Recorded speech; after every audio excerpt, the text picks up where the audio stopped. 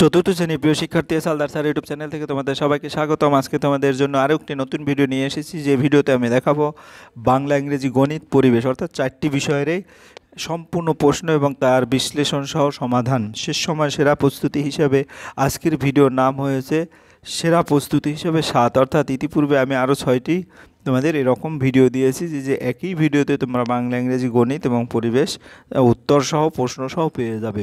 তা আজকের যে ভিডিওটি তৃতীয় পর্যায়ক্রমিক মূল্যায়নের জন্য সিরিয়ালি 25, 26, 27 এবং 28 নম্বর সেট, তোমাদের তৃতীয় পর্যায়ক্রমিক মূল্যায়নের জন্য অনেক গুরুত্বপূর্ণ একটি সেট। 50 মার্কের এই 4টি স্কুলের প্রশ্ন বিশ্লেষণ সহ সম্পূর্ণ সমাধান দেখাবো তোমাদের এই ভিডিওতে। কাজে তোমরা যারা এখনও আমার চ্যানেলটিকে সাবস্ক্রাইব করনি তারা এখনই চ্যানেলটিকে সাবস্ক্রাইব করে বেল আইকনটি প্রেস করে দাও।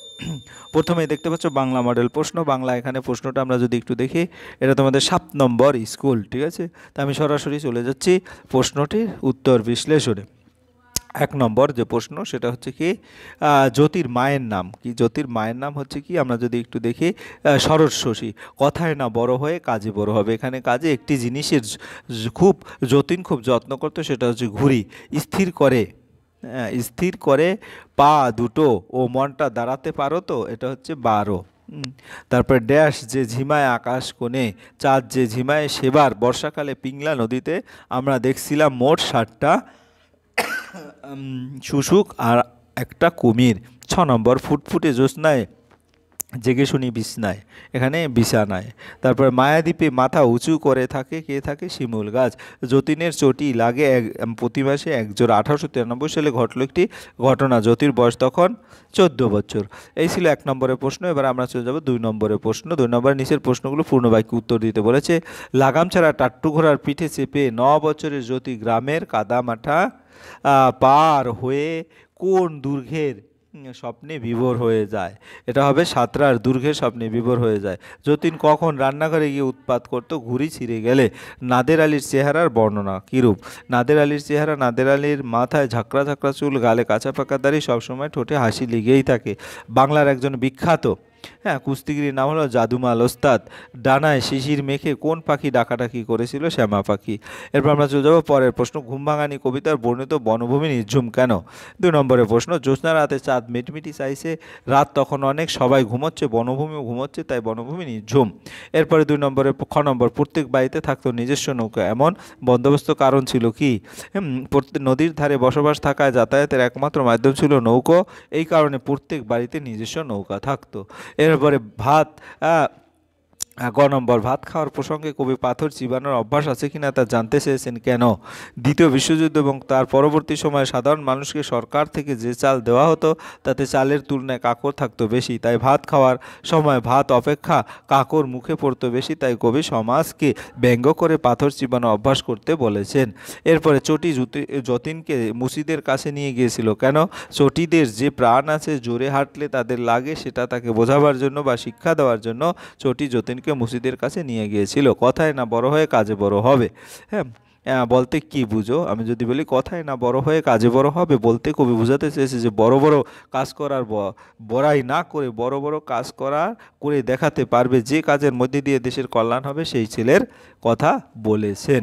এরপর আমরা চলে যাবো 4 নম্বরের প্রশ্ন। রাবেয়া, রত্না, শুভ, কৌশিক আর প্রবাল দার্জিলিংয়ে যাবে। এখানে তোমার যদি এই যে এখানে কি কমা, এখানে কমা, এখানে কমা আর এখানে দাড়ি হবে। এরপর সহজপাঠ আর বর্ণ পরিচয় শিশুদের অবশ্যই পড়া উচিত। এখানে কমা, সহজপাঠ আর বর্ণ পরিচয় এখানে শিশুদের অবশ্যই পড়া উচিত। যাই হোক, এরপর আমরা 5 নম্বর প্রশ্ন দেখবো। প্রতি শব্দ লেখো। পৃথিবী হচ্ছে ভূমি, ধরিত্রী এবং আর বাগানের হচ্ছে উদ্যান, আড়ম্বর। এরপর আমরা 6 নম্বরের প্রশ্নে যাব। 6 নম্বরে প্রতিশব্দ, যেমন কর্তা। 6 নম্বর হচ্ছে প্রতিশব্দ না, কর্তা, কর্ম এবং ক্রিয়া নির্ণয় করো। মামা একটি টাট্টু ঘোড়া কিনে দিলেন। এখানে কর্তা হচ্ছে মামা, কর্ম হচ্ছে একটি টাট্টু ঘোড়া এবং ক্রিয়া হচ্ছে কিনে দিলেন। এরপরে আমাদের দেশ হবে সেই ছেলে কবে? কর্তা হচ্ছে সেই ছেলে, কর্ম হচ্ছে আমাদের দেশে, ক্রিয়া হচ্ছে হবে।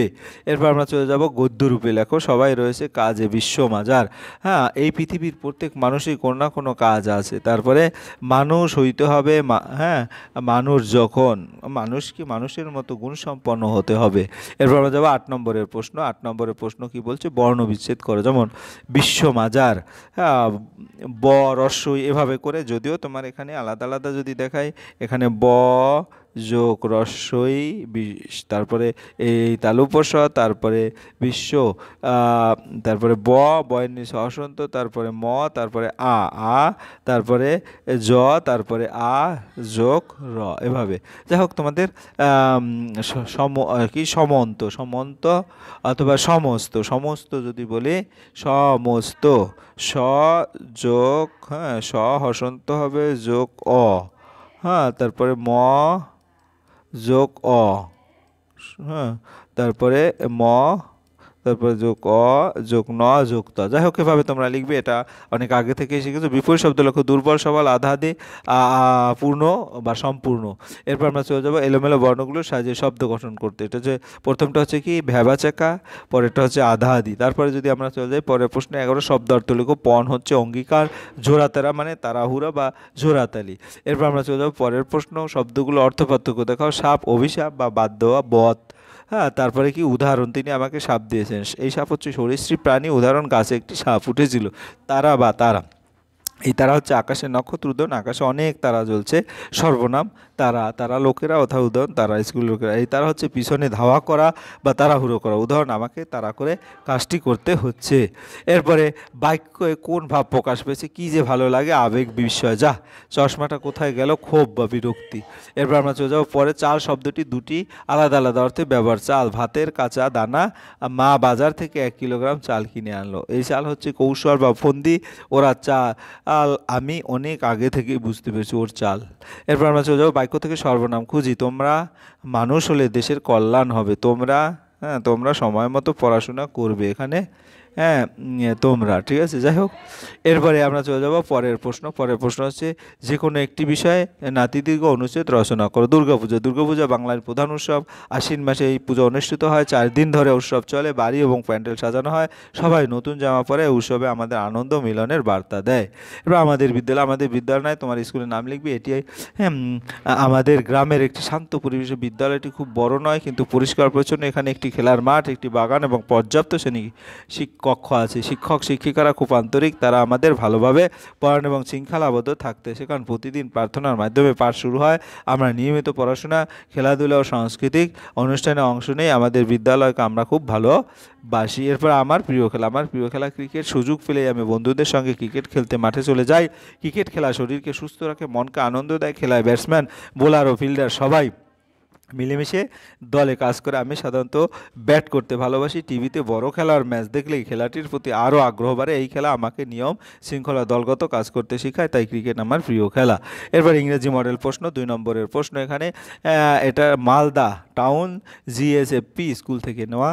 আমরা যদি দেখি এর উত্তরটা, প্রথমে যদি দেখি এখানে একটা কি বলবো, তোমার লাস্ট যে 10ম চ্যাপ্টারের একটা প্যাসেজ দিয়েছে। Dehali is a house which is now children's school. Dehali says we are where the house built here. Did you feel only? Not really. Shantiniketan says, I came up in 1863 on such a day as this. Devendranath Tagore came here. He bought this land and had me built. I was built 28 years later. Prayer house says, prayer house is made of color glass. I remember those days. There were no electricity or motor cars then. Right, T for true and F for false.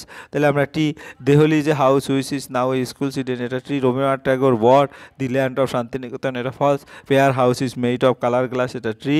তারপর prayer house is the first house built on the land of Shantiniketan. এখানে আমি আবার আলাদা করে দিয়ে দিয়েছি। যাও, এরপর আমরা চলে যাবো পরের প্রশ্ন।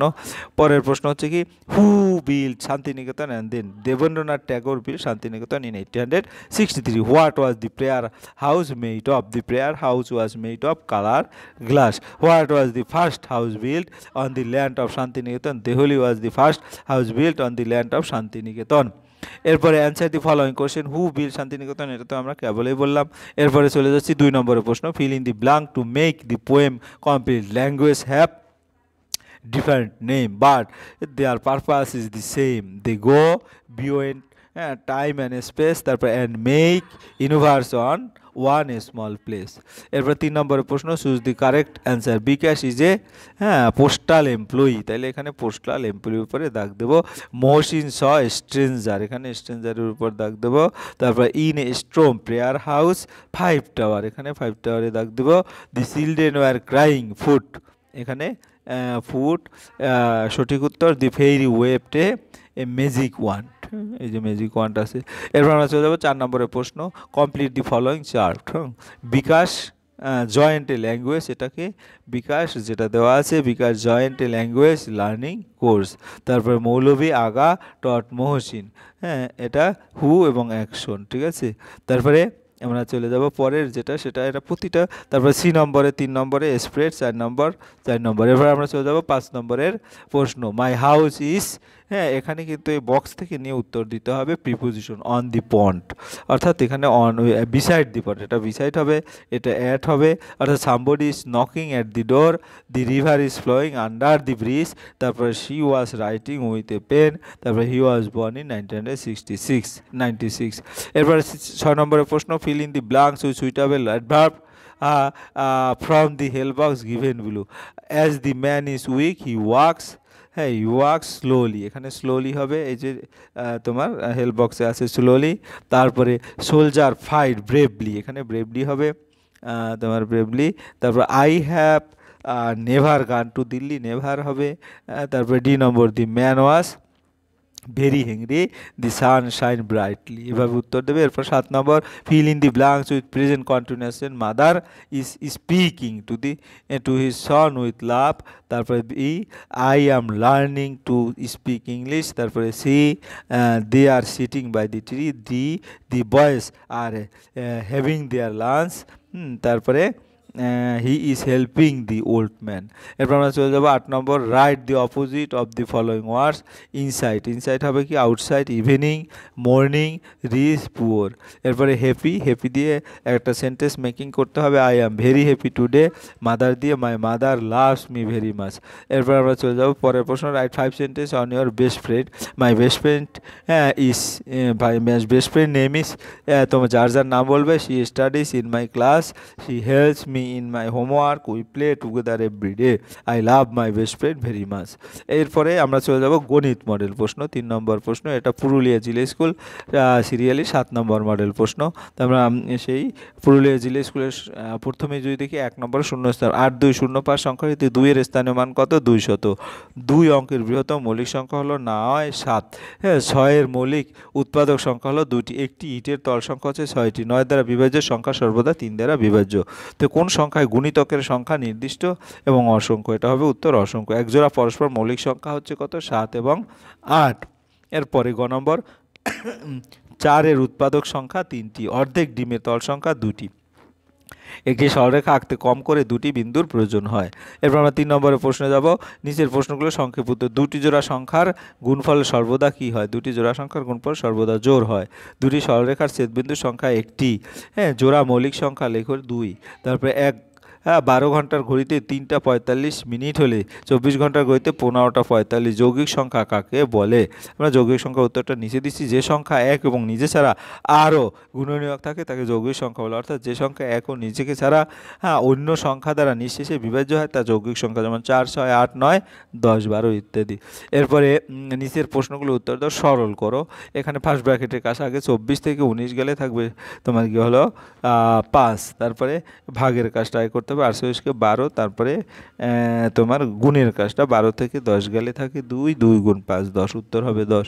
এরপরে বিষমবাহু ত্রিভুজ কাকে বলে, হ্যাঁ যে ত্রিভুজের 3টি বাহুর দৈর্ঘ্য অপর থেকে ভিন্ন হয় তাকে বিষমবাহু ত্রিভুজ বলে, অর্থাৎ এই ত্রিভুজের কোনো 2 বাহু সমান নয় এবং 3টি কোণেই ভিন্ন ভিন্ন হয়ে থাকে। যদি একটি ত্রিভুজের বাহুগুলোর দৈর্ঘ্য 5, 6 এবং 7 সেন্টিমিটার হবে তবে সেটি বিষমবাহু ত্রিভুজ। এরপর আমরা চলে যাব পরের প্রশ্ন, 42কে মৌলিক উৎপাদক বিশ্লেষণ করো। 42কে 2 দিয়ে ভাগ করলে 21, 21কে 3 দিয়ে ভাগ করলে 7 এবং 7কে 7 দিয়ে ভাগ করলে 1, অর্থাৎ 42 সমান 2 গুণ 3 গুণ 7, তাহলে 42-এর মৌলিক উৎপাদক হবে 2, 3, 7। এরপর আমরা চলে যাব পরের প্রশ্ন, একটি দড়ির দৈর্ঘ্য 18 মিটার 60 সেন্টিমিটার, দড়িটির 2/5 অংশ দৈর্ঘ্য কত হবে, তাই 18 মিটার 60 সেন্টিমিটারে যদি একসাথে সেন্টিমিটার নেই 1860, তো দড়িটির 2/5 অংশের দৈর্ঘ্য হবে 18 গুণ 60 ডিভাইডেড 5, অর্থাৎ এটা যদি আমি ডিভাইড করি তাহলে কত হয় 372 সেন্টিমিটার। এরপরের প্রশ্ন, একটি 5, 8, 0, 4 অঙ্কগুলো দ্বারা গঠিত 4 অঙ্কের বৃহত্তম ক্ষুদ্রতম সংখ্যার বিয়োগফল, তাই এত 5, 8, 0, 4 অঙ্কগুলো দ্বারা 4 অঙ্কের বৃহত্তম সংখ্যা হচ্ছে 8, 5, 4, 0, ক্ষুদ্রতম সংখ্যা হচ্ছে 4, 0, 5। এরপর যদি আমরা বিয়োগ করি 4, 4, 8, 2। এর বিয়োগটা করবে শুধু। তারপর 5 নম্বর উত্তরে একটি কুমড়োর ওজন 4 কিলোগ্রাম 600 গ্রাম, এর থেকে 800 গ্রাম কুমড়োকে, অর্পণকে 1 কিলোগ্রাম 200 গ্রাম, হ্যাঁ অর্ণবকে 1 কিলোগ্রাম 50 গ্রাম, মোহনাকে এবং 650 গ্রাম অঙ্কিতাকে দিলে আর কতটা কুমড়ো অবশিষ্ট থাকবে। তাহলে এখানে টোটাল অর্পণকে দিল 800 গ্রাম, অর্ণবকে 1 কিলোগ্রাম, মোহনাকে 1 কিলোগ্রাম 50 গ্রাম, এই সম্পূর্ণ যদি যোগ করি তাহলে মোট 3 কিলোগ্রাম 700, মোট হচ্ছে টোটাল কুমড়ো 4 কিলোগ্রাম 600 গ্রাম এবং মোট দিল 3 কিলোগ্রাম 750 গ্রাম, বিয়োগ করলে 850 গ্রাম। তাহলে 850 কিলোগ্রাম কুমড়ো পরে রইল। এরপর খ নম্বর, রামু গোয়ালা 5 লিটার দুধ নিয়ে বেরোলেন। তিনি মানুদের বাড়িতে 1 লিটার 250 লিটার, কিনুদের বাড়িতে 2 লিটার এবং কেয়াদের বাড়িতে 1 লিটার 600 মিলি। তিনটা আগে যোগ করবে, তারপরে 5 লিটার থেকে বিয়োগ করবে। তাহলে এখানে তিনটা যদি যোগ করা হয় তাহলে যোগফলটা আসে 4 লিটার 850 লিটার। মোট দুধ হচ্ছে 5 লিটার, তাহলে মোট দিল হচ্ছে 4 লিটার 850, বাকি থাকলো 150 মিলি। এরপরে হচ্ছে পরে গল্প লেখো এবং কষে দেখো ঝুড়ির সংখ্যা, যেমন 9 থেকে 4 গেলে 5, প্যাকেট সংখ্যা 15টি করে 5 প্যাকেট। বিস্কুটে মোট বিস্কুট 15 গুণ 5 অর্থাৎ 75টি বিস্কুট। তারপরে এটাকে 75কে যদি 10 দিয়ে ভাগ করা হয় 7.5, অর্থাৎ প্রত্যেকে 7.5টি করে বিস্কুট পাবে। এরপর ঘ নম্বর, গল্প লেখো কষে দেখো ঝুড়ির সংখ্যা। 5টি ঝুড়িতে 600টি আপেল থাকলে 8টি ঝুড়িতে কতটা আপেল থাকবে? তাহলে 5টি ঝুড়িতে আপেল আছে 600টি, একটি ঝুড়িতে আপেল আছে 600 ভাগ 5 120টি, 8টি ঝুড়িতে আপেল আছে 120 গুণ 8 960টি, তাহলে 8টি ঝুড়িতে আপেল আছে 960টি। এরপরে পরিবেশ, পরিবেশ ও বিজ্ঞান মডেল প্রশ্ন, অর্থাৎ এই ভিডিওর 4র্থ নম্বর প্রশ্ন, যেটা বর্ধমান বিদ্যার্থী ভবন প্রাইমারি বালিকা বিদ্যালয়ের প্রশ্ন থেকে। এখানে টোটাল 10টি প্রশ্ন আছে। প্রথম প্রশ্ন, ডোকরা কি?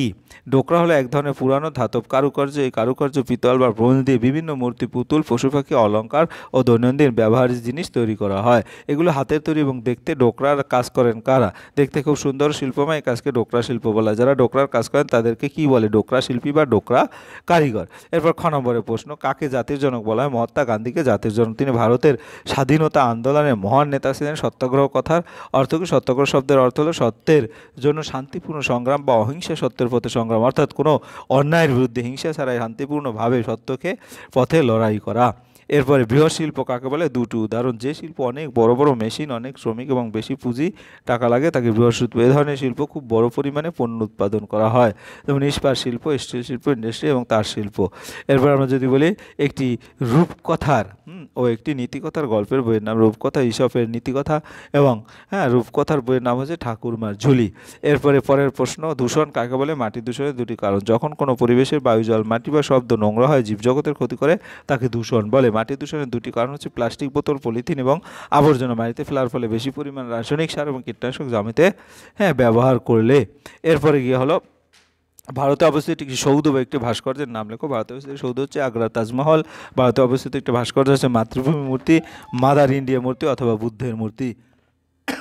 এরপর টিকা লেখো যে কোনো দুটি নকশিকাঁথা, ছৌ নাচ, বিষ্ণয়। নকশিকাঁথা হলো বাংলার একটি ঐতিহ্যবাহী সূচিশিল্প। পুরানো কাপড় জোড়া দিয়ে গ্রামীণ মহিলারা সুন্দর নকশা ও ছবি এঁকে এই কাঁথা তৈরি করেন।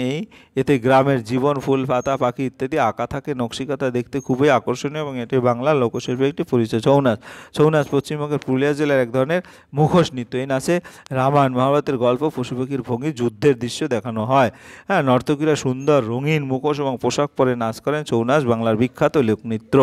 এরপর বিষ্ণয় হলো একজন শিষ্য বা ভক্ত, যিনি তাদের গুরু ঝামভাজি শিক্ষা মেনে চলে। তারা প্রকৃতি, পশু পাখি এবং গাছপালা রক্ষা করে। বিষ্ণয় সম্প্রদায়ের পরিবেশ সংরক্ষণে খুব বিখ্যাত, কারণ তারা গাছ কাটতে দেয় না, বন্যপ্রাণীকে রক্ষা করে। এরপর আমরা পরের প্রশ্ন যাব, পশ্চিমবঙ্গের কোন কোন জেলায় নিচের শিল্পগুলি গড়ে? তাঁত শিল্প নবদ্বীপ নদিয়ার, রেশম শিল্প মুর্শিদাবাদের বহরমপুর, মৃৎশিল্প হচ্ছে কলকাতার কুমারটুলি। এরপর বাম স্থানের সাথে ডান স্থানে মিল করব। ক্ষুদ্র শিল্প তাঁত কাপড়ের বোনা, মালাকার শোলার কাজ করেন, পটুয়া পাট শিল্প, কুটির শিল্প আচার তৈরি, বৃহৎ শিল্প সিমেন্ট তৈরির কারখানা এবং শৌখিন শিল্প হচ্ছে গয়না শিল্প। এরপর আমরা 5 নম্বর, নিচের উৎসবের মেলায় কি কি ধরনের নাচ হয়? যেমন শান্তিনিকেতনের পৌষ মেলায় বাউল নাচ, চড়ক মেলায় গম্ভীরা নাচ এবং টুসু উৎসব টুসু নাচ। এরপর চাষের কাজে লাগে এমন একটি জিনিসের ছবি আঁকো। এই যে ছবি আঁকা আছে এটা একটা লাঙলের ছবি। ভুল সংশোধন কর, মৃৎশিল্পের জন্য বিখ্যাত নদিয়া, শান্তিপুর, কৃষ্ণনগর। তারপরে পোশাক দিয়ে চেনা যায় এক একটি মানুষকে। দক্ষিণ ও চব্বিশ পরগনা জেলার সাতনার নতুনগুড়ের জয়নগরের, অর্থাৎ দক্ষিণ চব্বিশ পরগনার জয়নগরের চাল অনেক দিন ভালো রাখার জন্য তাতে বাসক পাতা শুকিয়ে মেশাতে হয়, এটা কারি পাতা এবং নিম পাতা। প্রকৃতিতে সবচেয়ে বিশুদ্ধ জল হলো নদীর জল, বৃষ্টির জল। এরপর আমরা চলে যাবো শূন্যস্থান পূরণ। মেঘালয় রাজ্য আজও পরিবারের প্রধান হলেন মা। আরাবরি জঙ্গলে মানুষ সেগুন গাছের চারা বসতে শুরু করলো, পুঁথি তাল পাতার উপর লেখা হতো। কোনো স্থাপিত ভাস্কর্য দেখতে গেলে আমরা কী করব? কোনো স্থাপিত ভাস্কর্য দেখতে গেলে আমরা সৌধ ভাস্কর্যের প্রতি সম্মান দেখাবো, কোনো অংশ হাত দেবো না, নোংরা করবো না, আবর্জনা পরিবেশ নোংরা করবো না, নীরব ও শৃঙ্খলা মেনে ঘুরে দেখবো, গাইড বা নির্দেশক বোর্ডের কথা মানবো, ফুল গাছপালা ঘাস নষ্ট করব না। এবার তাজমহলের সাদা পাথর এখন সাদা নেই কেন? তাজমহল সৌধ বলা হয় কারণ তাজমহল সাদা পাথর এখন আর সাদা নেই, কারণ তাজমহল সাদা মার্বেল পাথর দূষণের কারণে আগের মতো সাদা নেই। কারখানার ধোঁয়া, যানবাহনের ধোঁয়া, নদীর দূষণ এইসব মিলে তাজমহলে মার্বেলের রং কিছুটা হলদে হয়ে যাচ্ছে। তাজমহলকে সৌধ বলা হয় কেন? হ্যাঁ, তাজমহলকে সৌধ বলা হয় কারণ এটি একটি ঐতিহাসিক স্মৃতিস্তম্ভ। শাহজাহান তার স্ত্রী মমতাজের স্মৃতিতে এই মহামূল্যবান স্থাপত্যে তৈরি করেছিলেন, তাই এটি সৌধ বা স্মৃতিসৌধ নামে পরিচিত। তারপর মানুষ আগেকার দিনে কীভাবে বাড়তি খাবার জমিয়ে রাখতো, এখন কিভাবে বাড়তি খাবার সংরক্ষণ করা হয়? মানুষ আগেকার দিনে যন্ত্রপাতি না থাকায় খাবার সংরক্ষণ করতো সহজ প্রাকৃতিক রোদে শুকিয়ে, লবণ মাখিয়ে, তেলে ভেজে বা তেলে ডুবে, মাটির হাঁড়ি বা ঘড়া বা বাঁশের পাত্রে রেখে, ধোয়া দিয়ে শুকিয়ে। এখন মানুষ কীভাবে ফ্রিজে রেখে, ফ্রিজের মধ্যে জমিয়ে এয়ারটাইট কন্টেনার রেখে, কেমিক্যাল ছাড়া প্যাকেটজাত করে, টিন, বোতল, সিল করা প্যাকেট সংরক্ষণ করে। ছৌ নাচের মুখোশ তৈরি করতে কী লাগে? ছৌ নাচের মুখোশ তৈরি করতে মাটি, খড়, কাগজের দলা, কাপড়ের স্তর, গম বা আঠা, রং ও তুলি, বার্নিশ, এই উপাদানগুলো দিয়ে সুন্দর বড় বড় মুখোশ তৈরি করা হয়। ডোকরা শিল্পের মূল উপাদানগুলি কী তৈরি করতে? মোম, মাটি, পিতল বা ব্রোঞ্জের ধাতু, কাঠকয়লার তাপ এবং ছাঁচ বানানোর মাটি বা দড়ি। পশ্চিমবঙ্গের বিভিন্ন জেলায় বিভিন্ন হস্তশিল্প গড়ে উঠেছে কেন? তাল পাতা দিয়ে কী ধরনের হাতের কাজ? পশ্চিমবঙ্গের বিভিন্ন জেলায় বিভিন্ন হস্তশিল্প গড়ে উঠেছে লোকজনের দক্ষতা, প্রাকৃতিক উপাদান, পরিবেশ অনুযায়ী কাঁচামাল সহজে পাওয়ার কারণে বিভিন্ন ধরনের হস্তশিল্প গড়ে উঠেছে। কোথাও কাঠ, কোথাও বাঁশ, কোথাও মাটি, আবার কোথাও ধাতু সহজে পাওয়া যায়, তাই প্রতিটি জেলায় আলাদা ধরনের হস্তশিল্প তৈরি। তালপাতা দিয়ে কী ধরনের? তালপাতা দিয়ে বিভিন্ন সুন্দর জিনিস তৈরি করা, যেমন তালপাতার পাখা, তালপাতার ছাতা, তালপাতা বাঁধানো বই বা খাতা, তালপাতার নকশা কাটা বা চিত্র আঁকা, ছোটো সাজসজ্জার জিনিস, ডেকোরেটর আইটেম। তারপরে 10 নম্বরের প্রশ্ন, চাষের নানা ধাপ ব্যাখ্যা করো। নিড়ানি, নিড়ানিটা কী করে? নিড়ানি মাটি নরম করে, আগাছা পরিষ্কার করে এবং গাছের চারা পাশের মাটি আলগা করতে। কোদাল, কোদাল হচ্ছে তোমার কোদাল দিয়ে মাটি কাটা ও মাটি তুলে না গর্ত করে জমিতে রাখা। লাঙল, লাঙলটা হচ্ছে লাঙল দিয়ে জমি চাষ করা হয় এবং মাটি উল্টে ফেলা হয় যাতে বীজ বপন করা যায়। কাস্তে, কাস্তে দিয়ে ধান, গম, ঘাস ও ফসল কাটা হয়। ট্রাক্টর, ট্রাক্টর দিয়ে খুব সহজে অল্প সময়ে জমি চাষ করা হয়। এই ছিল তোমাদের সামগ্রিক 4টি প্রশ্ন এবং তার সম্পূর্ণ সমাধান। আশা করি ভিডিওটি যদি স্কিপ না করে খুব ভালোভাবে দেখো, তাহলে তোমরা সমস্ত প্রশ্নের উত্তরেই ক্লিয়ার হয়ে যাবে এবং পরীক্ষায় কী আসতে পারে সেটাও এক নজরে তোমাদের প্র্যাকটিস হয়ে যাবে। পরিশেষে বলবো, ভিডিও দেখার জন্য অসংখ্য ধন্যবাদ। ভিডিওটি ভালো লাগলে লাইক, কমেন্ট, শেয়ার করতে ভুলবে না। আজ এই পর্যন্তই, ধন্যবাদ সবাইকে।